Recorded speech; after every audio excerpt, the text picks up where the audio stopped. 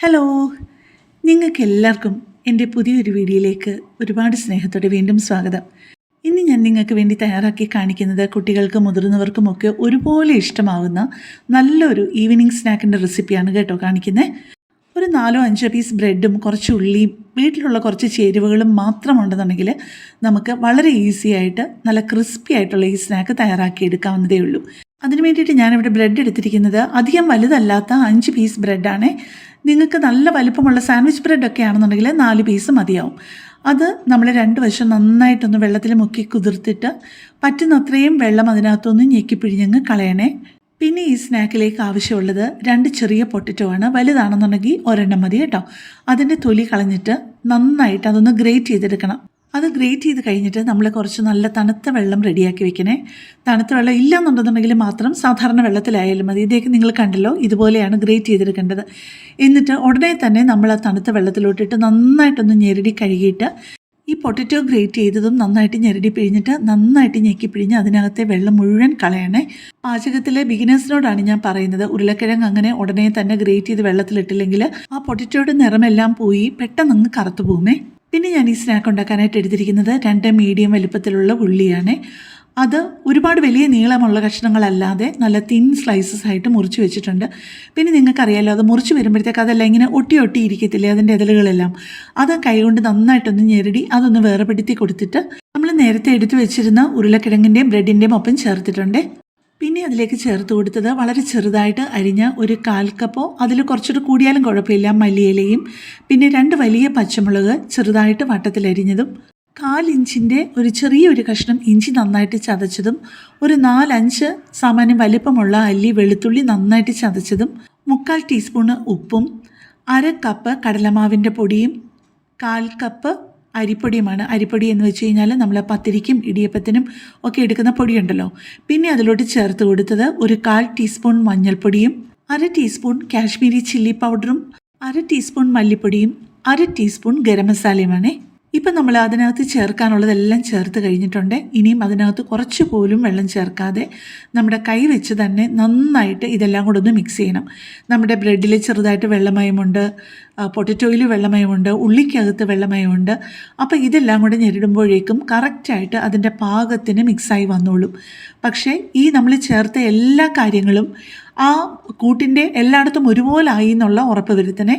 ചിലപ്പോൾ കടലമാവൊക്കെ ആ പാത്രത്തിൻ്റെ അടിയിൽ അങ്ങനെ പറ്റിപ്പിടിച്ചിരിക്കും. എല്ലാം ചേർത്ത് മിക്സ് ചെയ്ത് അതിൻ്റെ ടേസ്റ്റ് നോക്കി കഴിഞ്ഞപ്പോഴത്തേക്കും കുറച്ച് കായപ്പൊടി കൂടെ നല്ലതായിരിക്കും എന്ന് നോക്കിയിട്ട് ഞാനൊരു 2 നുള്ള് കായപ്പൊടിയും കൂടി ഇട്ട് നന്നായിട്ടൊന്ന് മിക്സ് ചെയ്ത് കൊടുക്കുകയാണേ. കായപ്പൊടിയും കൂടി ചേർക്കുമ്പോഴത്തേക്ക് കുറേ കൂടെ നല്ലൊരു ടേസ്റ്റാണ്. ഞാൻ പെട്ടെന്നൊരു കാര്യം പറഞ്ഞോട്ടെ, എൻ്റെ ഈ ചാനലും എൻ്റെ ഈ വീഡിയോമൊക്കെ ആദ്യമായിട്ട് കാണുന്ന ആരെങ്കിലുമൊക്കെ ആണെന്നുണ്ടെന്നുണ്ടെങ്കിൽ എൻ്റെ ചാനലിൽ ഒരുപാട് വ്യത്യസ്തമായിട്ടുള്ള റെസിപ്പികളുണ്ട് കേട്ടോ. അപ്പം നിങ്ങൾക്ക് അതൊക്കെ ഒന്ന് പോയി നോക്കി ഇഷ്ടപ്പെടുകയാണെന്നുണ്ടെന്നുണ്ടെങ്കിൽ എൻ്റെ ചാനലിൽ നിന്ന് സബ്സ്ക്രൈബ് ചെയ്യുകയും തൊട്ടടുത്ത് കാണുന്ന ബെല്ലൈക്കൺ പ്രസ് ചെയ്തിട്ട് ഓൾ എന്നുള്ള ഓപ്ഷനും കൂടെ പ്രസ് ചെയ്യുകയാണെന്നുണ്ടെന്നുണ്ടെങ്കിൽ ഞാനിടുന്ന എല്ലാ വീഡിയോയും നിങ്ങൾക്ക് ഉടനെ തന്നെ എൻ്റെ നോട്ടിഫിക്കേഷൻ കിട്ടുമേ. പിന്നെ നിങ്ങൾക്ക് ഓരോ വീഡിയോയും കാണുമ്പം ലൈക്ക്, ഷെയർ, കമൻറ്റ് അങ്ങനെയുള്ള കാര്യങ്ങളെല്ലാം അറിയാം. പക്ഷേ ഇപ്പോൾ നമ്മുടെ വീഡിയോയുടെ താഴെ ഹൈപ്പ് എന്നൊരു സംഗതി കൂടെ വന്നിട്ടുണ്ട്. നിങ്ങൾ അതും കൂടെ ഒന്ന് എങ്ങനെയാണ് ചെയ്തതെന്ന് നോക്കിയിട്ട് ഓരോരുത്തർക്കും ഹൈപ്പും കൂടെ കൊടുത്തു കഴിഞ്ഞാൽ നമുക്ക് ഓരോരുത്തർക്കും അത് വളരെ ഹെൽപ്ഫുള്ളാവും കേട്ടോ. ലൈക്ക് ചെയ്ത് കഴിഞ്ഞാൽ കമൻറ്റ് സെക്ഷനിലായിട്ട് 2 ഡോട്ട്സ് കാണും. അപ്പോൾ കമൻറ്റ് ചെയ്ത് കഴിഞ്ഞിട്ട് ആ സ്ക്രീന് ഒരു സൈഡിലോട്ട് ഏതെങ്കിലും ഒരു സൈഡിലോട്ട് സ്വൈപ്പ് ചെയ്ത് നോക്കിയാൽ നിങ്ങൾക്കതിൻ്റെ ഓപ്ഷൻ കാണാം. അപ്പോൾ അവിടെ പ്രസ് ചെയ്ത് കഴിഞ്ഞാൽ നമ്മളുടെയൊക്കെ വീഡിയോയ്ക്ക് അത് വളരെ ഹെൽപ്ഫുള്ളാവുമേ.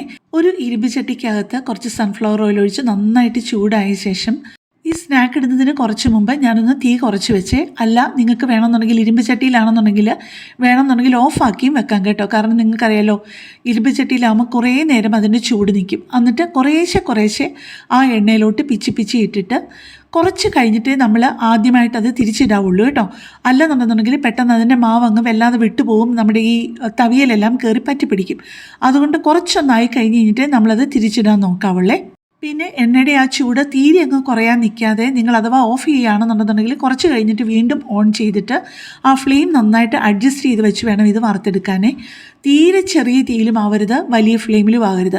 മീഡിയം ഫ്ലെയിമിൻ്റെ തന്നെ കുറച്ച് ലോ ആയിട്ടുള്ള ആ ഒരു രീതിയിൽ വെച്ചിട്ട് വേണം ഇത് ഫുള്ള് ഫ്രൈ ചെയ്തെടുക്കാൻ. എന്നാലാണ് ഇതിൻ്റെ കറക്റ്റായിട്ടുള്ള ആ ഒരു ടെക്സ്ചർ കിട്ടുന്നത് കേട്ടോ. പുറമൊക്കെ നല്ല ക്രിസ്പായിരിക്കും, സ്നാക്കിൻ്റെ ഉള്ളിൽ അകത്ത് ചെറിയൊരു ഭാഗമേ സോഫ്റ്റായിട്ട് കാണുകയുള്ളൂ. അല്ല വളരെ ചെറുതായിട്ടാണ് നിങ്ങൾ ഇടുന്നതെന്നുണ്ടെന്നുണ്ടെങ്കിൽ അകം വരെ നല്ല ക്രിസ്പായിട്ടിരിക്കും കേട്ടോ. ഒരു ബാച്ച് മുഴുവൻ നമ്മൾ ഫ്രൈ ചെയ്തെടുത്ത് കഴിഞ്ഞു. അടുത്തതും ഫ്രൈ ചെയ്യാൻ ഇട്ടിട്ടുണ്ട്. നമ്മൾ പുറത്തുനിന്നൊക്കെ പലതരം സ്നാക്സ് മേടിച്ച് കൊടുക്കുന്നതിന് പകരം നമ്മുടെ വീട്ടിൽ തന്നെയുള്ള സാധനങ്ങൾ വെച്ചിട്ട് ഇതുപോലെ ഇടയ്ക്ക് ഒന്ന് ഉണ്ടാക്കി കൊടുക്കണം കേട്ടോ. ഇത് അപാര ടേസ്റ്റാണ്. ഇപ്പോൾ ദേ നമ്മുടെ സ്നാക്സൊക്കെ ഒരു 4-5 ബാച്ചായിട്ട് എല്ലാം വറുത്തെടുത്തിട്ടുണ്ട്.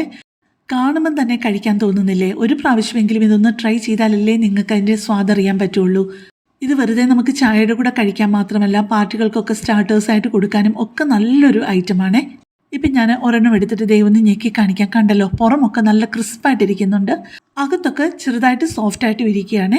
ഇതിന് സോസിൻ്റെ ഒന്നും ആവശ്യമില്ല, എന്നാലും സോസും കൂടെ ഉണ്ടെന്നുണ്ടെങ്കിൽ ഉഗ്രനാണ്. അപ്പോൾ കൂടുതൽ നല്ലൊരു വീഡിയോയുമായിട്ട് നമുക്ക് നാളെ കാണാം. താങ്ക്